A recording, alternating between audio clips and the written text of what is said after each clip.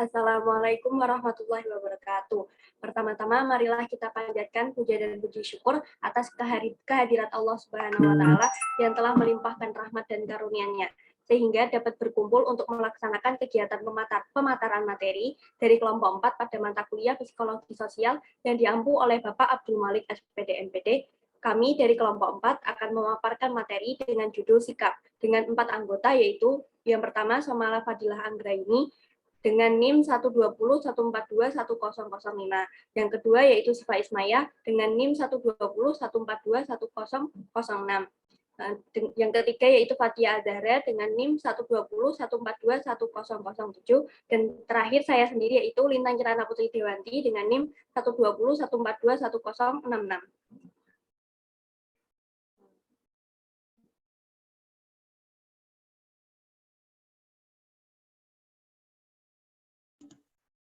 Baik, kepada pemateri pertama yaitu Somala, saya persilahkan. Mohon maaf sebelumnya untuk materi pertama yaitu ada pengertian sikap. Dalam bahasa Inggris, sikap berarti attitude. Istilah attitude berasal dari bahasa Latin yaitu aptus, yang berarti keadaan atau kesiapan mental untuk terlibat dalam suatu aktivitas. Sikap diartikan juga sebagai suatu konstruk untuk memungkinkan pilihan aktivitas. Walaupun pembentukan sikap seringkali tidak didasari oleh orang yang bersangkutan, akan tetapi sikap bersifat dinamis dan terbuka terhadap kemungkinan perubahan karena interaksi seseorang dengan lingkungan di sekitarnya. Selanjutnya ada pengertian sikap menurut ahli. Menurut Sarlito Wirawan, bahwa sikap adalah kesiapan pada seseorang untuk bertindak pada hal-hal tertentu. Sedangkan menurut Wario Polak, sikap adalah tendensi atau kecenderungan yang stabil untuk berlaku atau bertindak secara tertentu dalam situasi tertentu. Terima kasih. Selanjutnya saya kembalikan ke moderator. Baik, terima kasih kepada Saudari Somala yang telah memaparkan materi. Lalu selanjutnya saya serahkan kepada pemateri kedua, yaitu kepada Saudari Siva, saya persilahkan. Baik, terima kasih kepada moderator. Untuk materi selanjutnya yaitu ada komponen sikap. Komponen sikap memiliki 3 komponen. Yang pertama ada affective komponen, yang kedua ada kognitif komponen, dan yang ketiga ada behavioral komponen. Affective komponen terdiri dari emosi dan perasaan seseorang terhadap suatu stimulus, khususnya evaluasi positif ataupun negatif. Perasaan emosi meliputi kecemasan, kasihan, benci, marah, cemburu, ataupun suka.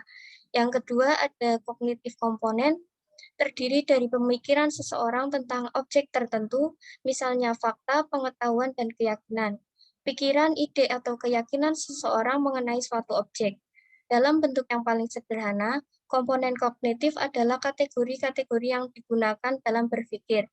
Yang terakhir ada behavioral komponen, adalah cara orang bertindak dalam respon stimulus, tendensi untuk berperilaku pada cara-cara tertentu terhadap objek sikap.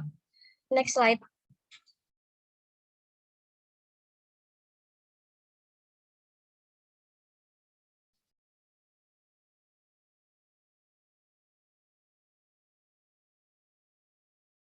Next slide.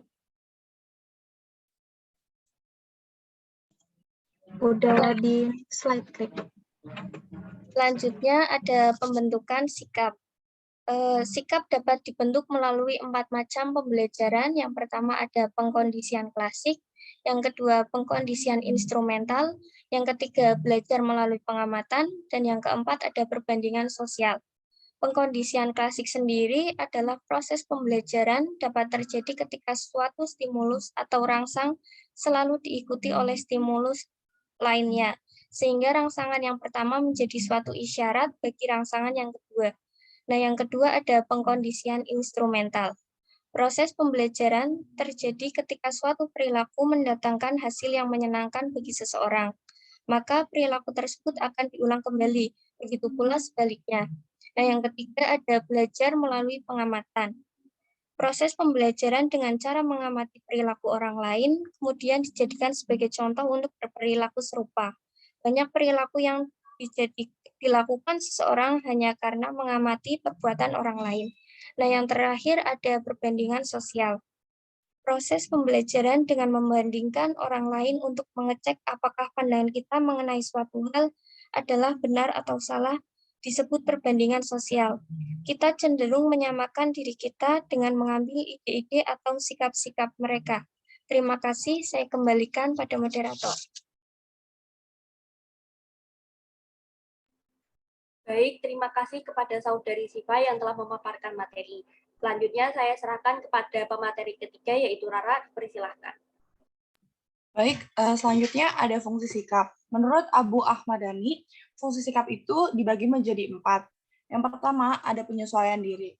Sikap berfungsi sebagai alat untuk menyesuaikan diri. Sikap juga merupakan suatu sifat yang mudah menjalar, sehingga mudah pula dimiliki menjadi milik bersama. Oleh karena itu, suatu golongan yang mendasarkan atas kepentingan bersama dan pengalaman bersama ditandai oleh sikap anggotanya yang sama terhadap suatu objek. Dengan demikian, sikap dapat menjadi rantai penghubung antara seseorang dengan kelompok ataupun kelompok dengan kelompok lain. Yang kedua, ada pengatur tingkah penyesuaian. Nah, sikap juga berfungsi sebagai alat pengatur tingkah laku. Kita mengetahui bahwa contohnya nih, anak kecil pada umumnya melakukan aksi-aksi yang spontan terhadap sekitarnya. Biasanya anak kecil ini lebih gampang untuk meniru orang-orang dewasa di sekitarnya. Nah, selanjutnya, yang nomor 3, ada alat pengatur pengalaman. Sikap berfungsi sebagai alat pengatur pengalaman. Hal ini diperlukan dikemukakan oleh sikap manusia yang menerima pengalaman dari dunia luar, tetapi diterima secara aktif. Artinya, semua pengalaman yang berasal dari dunia luar, tidak semuanya dapat diserap oleh manusia dan dilakukan oleh manusia. Yang keempat, ada pernyataan kepribadian. Nah, sikap juga berfungsi sebagai pernyataan kepribadian. Sikap sering mencerminkan kepribadian dari seseorang. Hal ini dikarenakan sikap tidak pernah terpisah dari pribadi seseorang tersebut. Oleh karena itu, dengan melihat sikap pada objek-objek tertentu, sedikit banyak orang dapat mengetahui kepribadian dari seseorang tersebut. Next slide.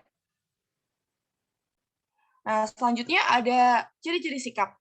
Menurut Bimo Walgito, ada beberapa ciri sikap yaitu sebagai berikut.